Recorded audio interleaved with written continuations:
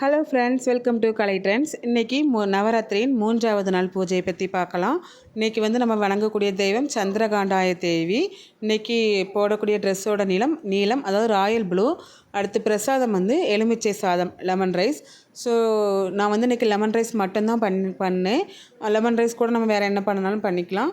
இன்றைக்கி நீல கலர் அப்படிங்கிறதுனால நான் நீல கலர்லேயே கோலமும் போட்டுட்டேன். வேறு எந்த கலரும் யூஸ் பண்ணல, நீல கலர் மட்டுமே வச்சு கோலம் போட்டேன்.